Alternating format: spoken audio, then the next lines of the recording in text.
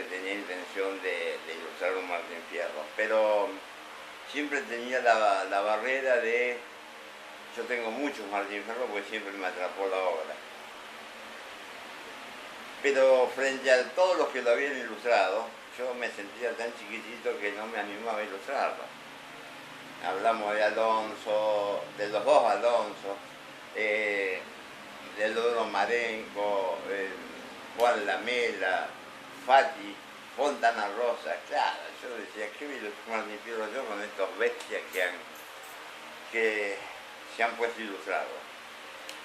Y un día, esas cosas que se te prende la lamparita, tomé conciencia de que no había ninguno totalmente ilustrado en collage. Y entonces, como a mí el Martín Fierro siempre me atrapó como denuncia social, nunca como obra de literatura.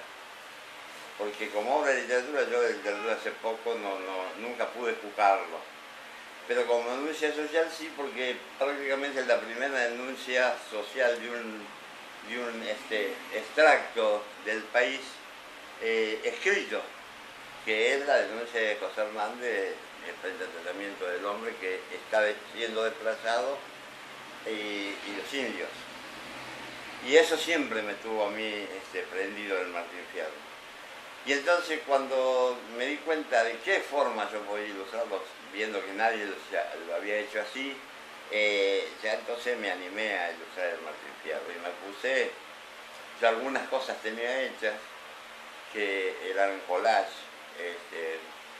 que tenían que ver con el campo y que me venían muy bien aplicados al Martín Fierro, y a partir de ahí empecé a desarrollar todas las ilustraciones. Son 156 ilustraciones de las hojas par del libro, son 320 páginas que tiene el libro. Allí está resumido el Martín Fierro plástico, o sea, el collage y a color. Y en el resto, en las páginas impares, hice la primera parte, o sea, el Martín Fierro en sí mismo tiene viñetas e ilustraciones.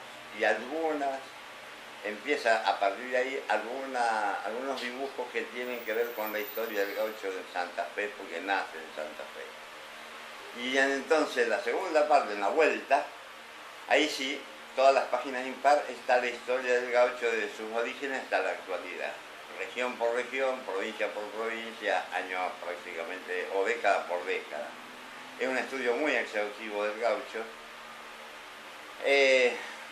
y que a mí me interesó hacerlo precisamente para demostrar y para mostrar el verdadero protagonista del Martín Fierro, que no es uno que se llamó Martín Fierro, sino que fueron todos los gauchos del país. Por eso, dentro de las ilustraciones que yo hice del collage, ninguno de los Martín Fierro que aparece se repite. El personaje principal no hice como otros ilustradores que repiten el personaje en todas las acciones. Yo acá no, cada uno de los personajes, los interiores del Martín Fierro es un gaucho distinto. En el Martín Fierro mal, se lo muestra mal porque José Hernández está consolidado y formado desde el punto de vista de la oligarquía y de los terratenientes. Todo el pensamiento en ese momento era de apoderamiento de las tierras que no eran de uno, pero se las querían quedar. El principal de todo fue Roca, ¿no? Pero bueno, ese es, quien sabe, una de las cosas criticables de José Hernández, pero uno no puede dejar de pensar que su pensamiento era el pensamiento de la época. En tal caso, lo que hay que juzgar es el pensamiento de la época, no de un hombre. Sí, yo creo que con el tiempo todo se tiene que cambiar acá, muchas cosas. Porque es inexplicable, por ejemplo, que en Rosario haya calles como Huirre, como distintos nombres y en otras partes del país, de tipos que pagaban el ferrocarril para matar indígenas o para combatir a los gauchos, o a los obreros que eran díscolos y quieren calles, y fueron asesinos pagos. O sea, esas cosas creo que con el tiempo tendrán que ir cambiando. Para eso es necesario consolidar una cultura netamente argentina. La cuestión no pasa por el gaucho es la patria. No. O el campo es la patria. La patria somos todos. No hay ninguna región que sea dueña de la patria. Y en tal caso,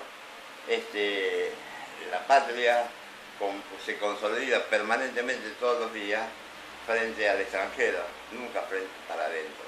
Exacto. La patria se consolida para adentro, pero se defiende hacia el extranjero. Y nosotros en eso tenemos que crecer. Miren, pónganse a pensar nada más que Roca, cuando termina la conquista del desierto, le son otorgados 320.000 hectáreas. ¿Usted tiene idea de lo que son 320.000 hectáreas? Como premio a haber exterminado a los indios. Fíjese cuánto se le pagó a un asesino. En esta época que tanto nos quejamos de los pibes descerebrados por la droga que matan.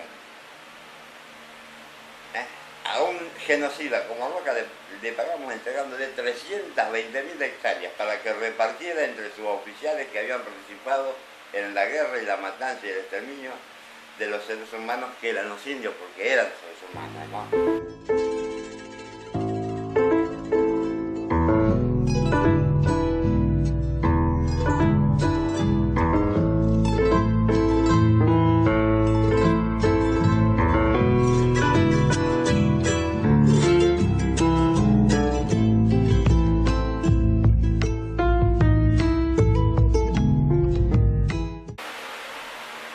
El primer asentamiento en el cono sur fue Gaboto, con el fuerte Santi Espíritu. Tendría que ser, para nosotros los santafesinos y para el país, el punto de encuentro de la primera población blanca española, donde nosotros ahí tendríamos que realmente poner énfasis en el desastre que hicieron los españoles, pero también que ya no hay marcha atrás, porque hace 500 años que estábamos acá.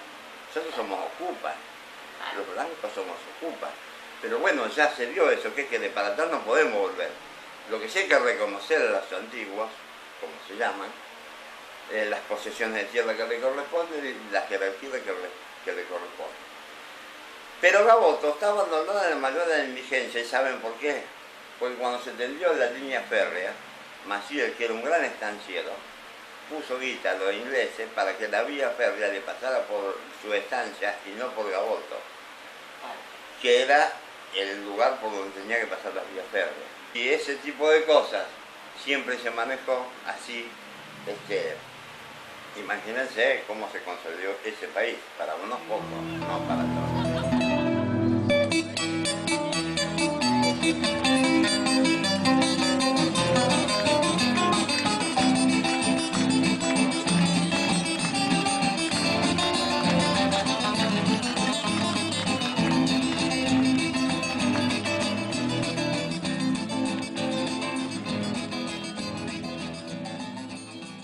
Del Martín Fierro hay una estrofa donde Picardía, el hijo de Cruz, comenta sobre el viejo Vizcacha, y que es muy significativo.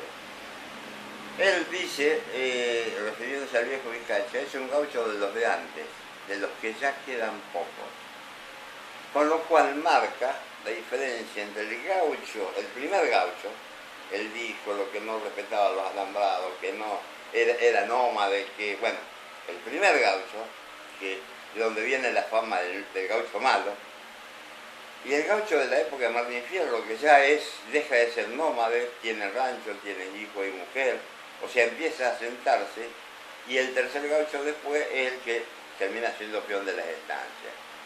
Ya no tiene más ni rancho, es peón de estancia. Como marca la degradación, y el tercero se ve en Don Segundo Sombra.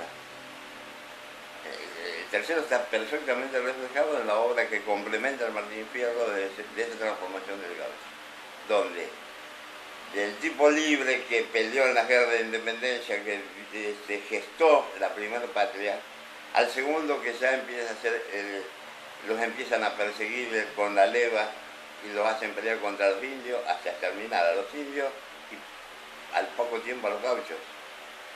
Y el tercero, que termina, en vez de ser el tipo que tenía su rancho, su casa y su mujer, termina siendo simplemente peón de estancia. Es terrible eso, si uno analiza. Ahora más vale es el paisano. que nosotros denominamos paisano, ¿no? El gaucho en sí mismo como gaucho no existe más. Claro. Pero está el paisano, el tipo arraigado a las tradiciones, que todavía sigue viviendo en algunas estancias, todavía son peones de estancia o mensuales de estancia o de campo. Es el tipo que fundamentalmente en la zona mesopotámica, entre Río y Corrientes, hay muchísimos. En las demás provincias también hay, pero fundamentalmente hay centros tradicionalistas, donde en realidad el centro tradicionalista no nuclea tanto a los paisanos, sino a los que les gusta la tradición. Y es muy sintomático, en el 99% de los centros tradicionalistas, el presidente es un abogado, un médico o un escribano. La comisión está llena de abogados, médicos, y al final de todo vienen los peones de estancia, a lo mejor que viven en el pueblo y se van en moto a trabajar a estancia y forman parte del centro tradicional. Momentos sintomáticos que es cuestión de analizarlo. Usted, fíjese, tómese ese trabajo. La exposición rural. Cuando usted ve en la exposición rural gente que anda con gorrita de John Deere, con el típico gorrito de béisbol norteamericano que te aprieta el cerebro y no deja pensar y te hace ver una sola dirección para adelante.